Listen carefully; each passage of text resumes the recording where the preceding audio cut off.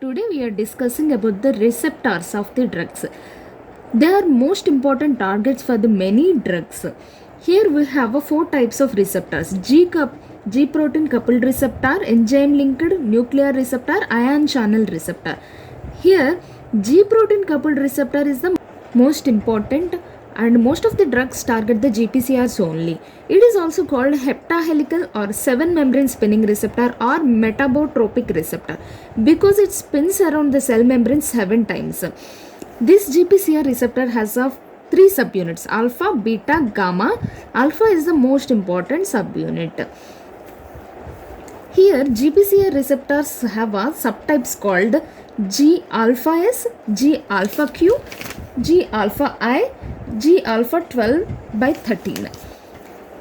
These receptors have a secondary active substances like cyclic AMP, phosphoinositol phosphate, diacylglycerol, and rho kinases. Depending upon these secondary activating substances, this receptor has a different functions. Example: GS subtype of the GPCR receptor has increases contraction of the myocardium but relaxes the smooth muscle. GQ receptor result in the increase in the contraction of the smooth muscle. GI subtype result in the decrease in the contraction of the heart muscle and conduction and heart rate. Rho kinase will result in a vasoconstriction. So rho kinase inhibitors are new drugs used in a case of pulmonary hypertension, angina, and cerebral vasospasm.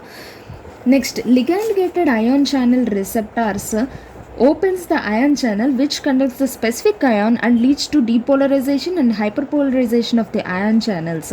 Examples of these channels are GABA, glutamate, 5-HT3 receptors. Third one is enzyme linked receptors. These are single helix receptor to intracellular enzymes like tyrosine kinase, serine threonine kinase, Janus kinase, and guanine cyclase. Activation of these receptors leads to enzyme activation that causes the intracellular effects. Examples: tyrosine kinase receptor activation leads to activation of the insulin and toll-like receptors, endothelial growth factor receptors, vascular endothelial growth factor receptors. Serine threonine kinase receptors leads to the activation of TGFR. Janus kinase receptor leads to activation of growth hormone receptor and prolactin. This is an important question.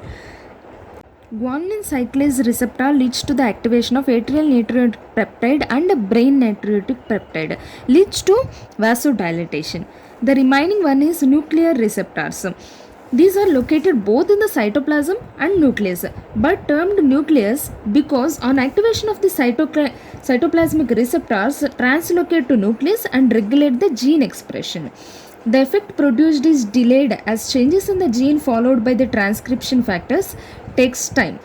Hence, nuclear receptors are the slowest acting receptors. Examples for the nuclear receptors located in the nucleus are thyroid, retinoic acid receptors, estrogen, and progesterone. Here, retinoic acid receptor is an important question.